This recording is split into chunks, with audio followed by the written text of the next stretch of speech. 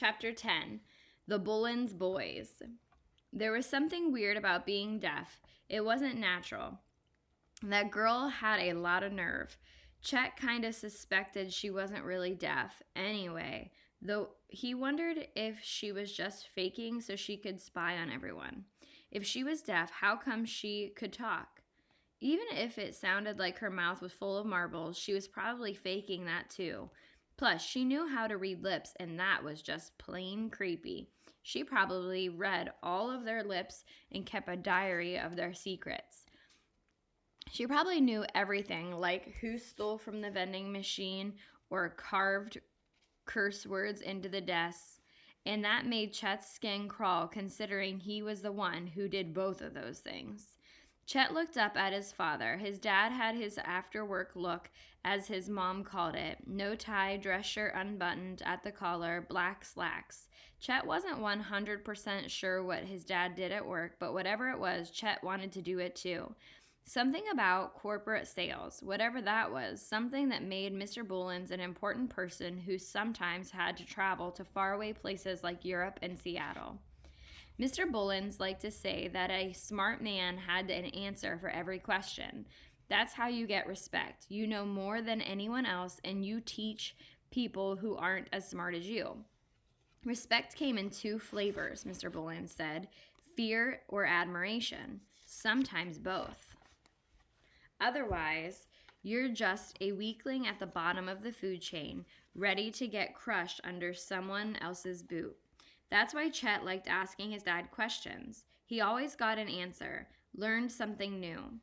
What makes people deaf? Chet asked. Mr. Bullens stopped and picked up a family-sized bag of Doritos. Chet's dad loved Doritos. Sometimes he'd ask Chet to pick up a bag of chips for the house.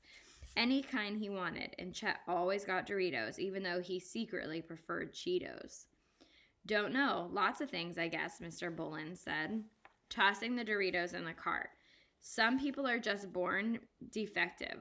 Why? Do you see one? Chet casually glanced behind him. Valencia was gone, but he could still feel her glare. There was definitely something wrong with that girl. Deaf people were just weird, that's all. Nah, Chet said. I was just wondering. They've got a few working here. Sometimes a grocery store gives jobs to those kind of people, like a favor, you know?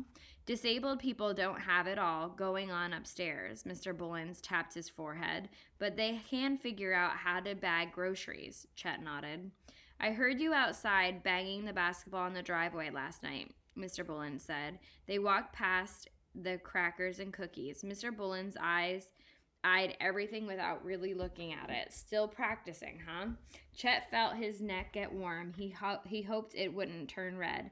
Yep, I figure if I practice all summer, I might make the team this time. Tryouts aren't until fall, so Chet shrugged. Maybe if he played it casual, he'd look like it was no big deal. Fake it till you make it. He'd heard that somewhere. Mr. Bullens said the coach isn't likely to forget the stink of last year's tryouts. They moved out of the aisle. Mr. Bullens surveyed the checkout lines to find the shortest one. Chet followed closely behind. How many shots did you make last night? His father asked. Chet shoved his hands in his pockets and lumbered along more slowly as his father committed to cashier 7.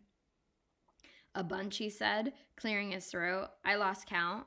Mr. Bullens turned to him and smiled widely. He patted Chet hard on the shoulder and pinched the back of his neck. We can't all be basketball stars. You'll find your sport. It's just not on the court, that's all. His father now turned his attention to the conveyor belt. The woman in front of them had it covered with frozen dinner, snack cakes, and 2-liter sodas.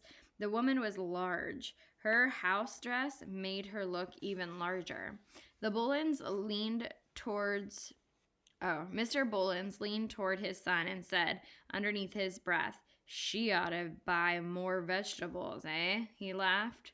The woman glanced their way and gave them a snarling look, similar to the one Valencia had given Chet. He wondered if the woman had heard. He hoped she had.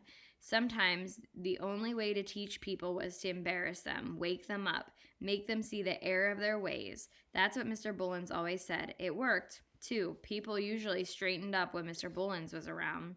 Chet laughed. Yeah, he said. The woman had a lot of groceries, so it took a while for the Bullen boys to unload their items. Hot dogs, Doritos, ground beef, ice cream, sandwiches, buttered popcorn, graham crackers, and 2 Hershey bars. The teenage cashier was slow and fumbly with a face full of pimples. His name was Kenny, according to his name tag, which hung crookedly off his shirt pocket.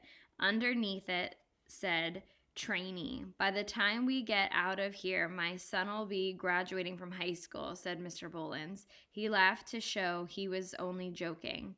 More like college, Chet added, loud enough so only his dad could hear.